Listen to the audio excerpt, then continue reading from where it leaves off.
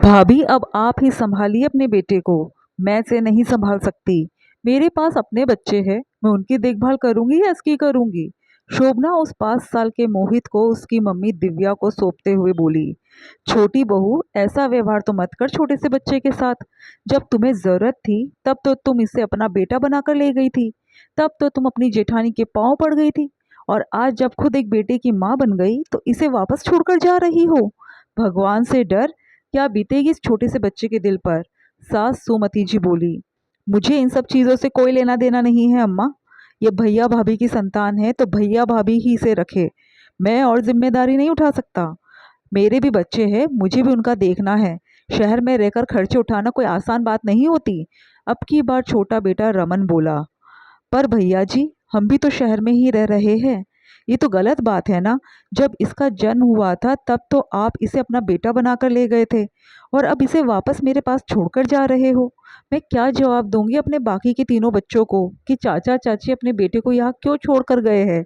अब की बार भाभी दिव्या बोली, अब इसमें जवाब क्या देना है भाभी। साफ साफ बोलो कि ये आपका बेटा है। इसे आपने जन्म दिया है तो ये उनका छोटा भाई है।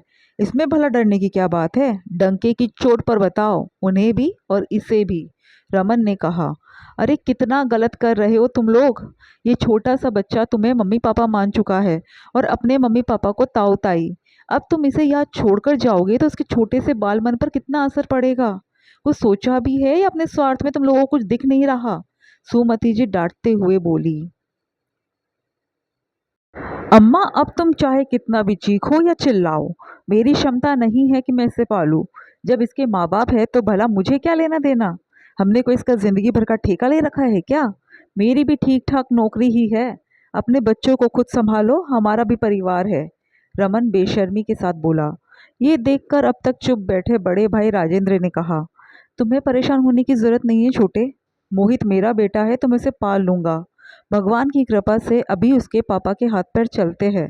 भगवान ने मुझे संतान दी है तो उन्हें पालने की हिम्मत भी दी है। तुम यहाँ से अपने परिवार को लेकर जा सकते हो। आखिर जब राजेंद्र ने कह दिया तो रमन अपनी पत्नी और दोनों बच्चों को साथ ले अपने घर रवाना होने लगा। लेकिन ये क्या, जैसे ही वो रवाना होने लगा मोहित रोता हुआ रमन से जाकर लिपट गया। पापा मैं भी आपके साथ जाऊंगा, मुझे छोड़कर तो मत जाओ। लेकिन रमन तो इतना कठोर दिल निकला कि उस छोटे से मोहित को एक तरफ धकेल कर अपनी 2 साल की बेटी को गोद में लेकर वहां से बाहर रवाना हो गया। जब शोभना अपने 5 महीने के बेटे को लेकर बाहर रवाना होने लगी तो मोहित उससे जाकर लिपट गया और रोते हुए बोला, मम्मी मैं भी चलूंगा, मम्मी मैं भी चलूंगा। शोभना उसे अपने से छुड़ाने की कोशिश करने लगी। ये देखकर सबकी आंखों में आंसू आ गए। पर शोभना चिढ़ते हुए दिव्या से बोली, भाभी संभालो अपने बेटे को।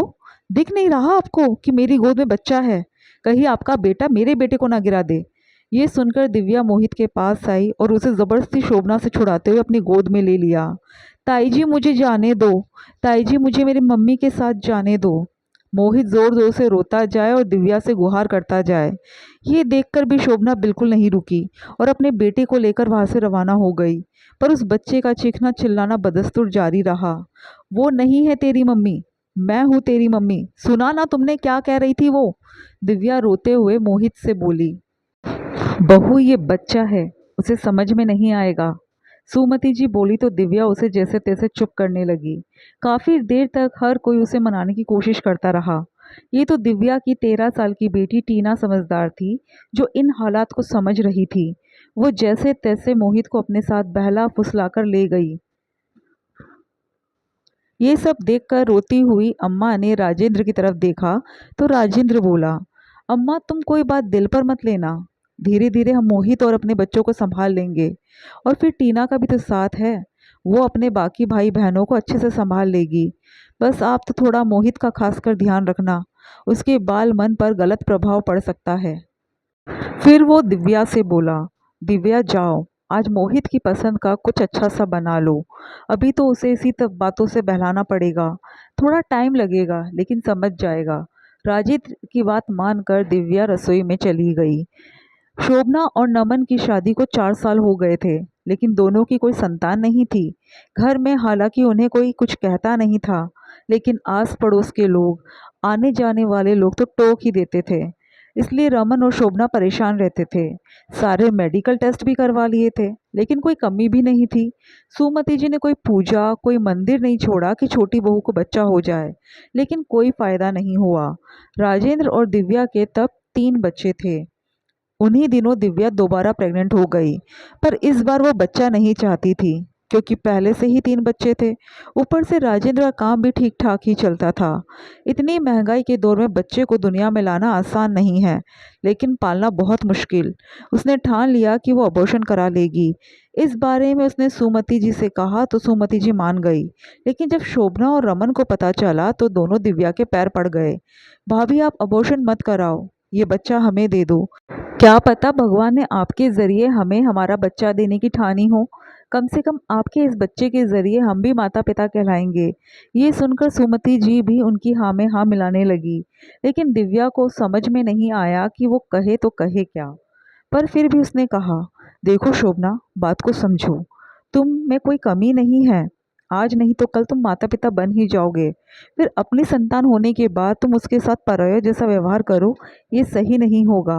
उस बच्चे के मन पर गलत असर पड़ेगा। जब तुम खुद माता पिता बन जाओगे तो फिर क्यों बच्चा गोद लेना। लेकिन दोनों माने ही नहीं, और उनके साथ साथ सुमति जी भी अड़ गई। अरे ऐसा कुछ नहीं होगा बड़ी बहू, मेरी जुबान है ये। बहू, तू तो वैसे ही उसे ख़त्म करने जा रही है, तो सोच तेरे कारण किसी की गोद भर जाएगी। ये बच्चा अपनी किस्मत लेकर आया है, उसकी किस्मत में तो खूब ठाट बाट है।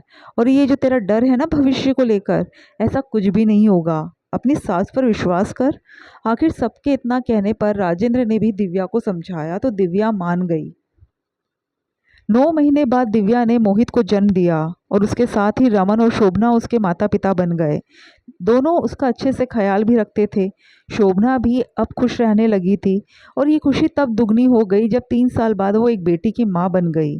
तब तो वो कहती थी कि मेरा पूरा परिवार पूरा हो चुका है। पर असल समस्या तो तब शुरू हुई जब शोभना दूसरी बार प्रेग्नेंट हुई और उसने बेटे को जन्म दिया। अब खुद का बेटा हो जाने के बाद रमन और शोभना को मोहित बिल्कुल नहीं सुहाता था।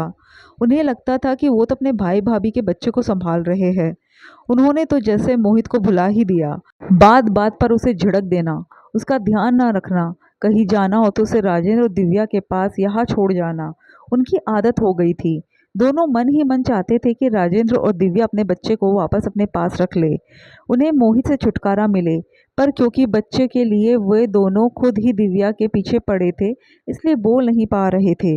सुमति जी, राजेंद्र और दिव्या को सब समझ में आ रहा था, लेकिन वो कुछ बोल नहीं रहे थे। उन्हें भी यही लग रहा था कि शायद ये उनकी गलतफहमी हो।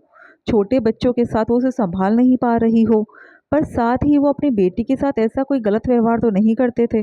पर आज जब सुमति जी ने उन दोनों को इस बारे में टोका तो इतनी सब बहसबाजी हो गई। आज उन्होंने अपने मन की बात कह दी, और मोहित को फाइनली उसके माता पिता के पास छोड़ ही दिया। खैर, राजेंद्र और दिव्या तो उसके माता पिता थे, अपने बच्चों को वो यूं नहीं छोड़ सकते थे। शुरू शुरू में तो मोहित और परिवार वालों को काफ़ी परेशानी हुई। उस छोटे से बच्चे का मन ये मानने को तैयार ही नहीं था कि जिनके साथ वो शुरू से रहा वो उसके माता पिता नहीं, बल्कि चाचा चाची थे। मोहित को इस तरह परेशान देखकर सुमति जी की आंखों में भी आंसू आ जाते, लेकिन अब किस मुंह से जबान दे, जब छोटे बेटे बहू ने मान ही नहीं रखा। लेकिन फिर भी दिव्या और राजेंद्र ने कभी उनसे शिकायत नहीं की। आखिर कुछ दिन, या यूं कहे कि कुछ महीने लगे, लेकिन मोहित धीरे धीरे संभल गया। राजेंद्र और दिव्या उसके माता पिता है, इस सच्चाई को उसने भी मान लिया। अपने भाई बहनों के साथ अब वो खुश रहता था, पर अब वो रमन और शोभना के सामने आना भी नहीं चाहता था। अब उन लोगों का राजेंद्र और दिव्या से व्यवहार भी पहले जैसा नहीं था। लेकिन समय का चक्र देखो, अब राजेंद्र का व्यवसाय काफ़ी अच्छा चल निकला था।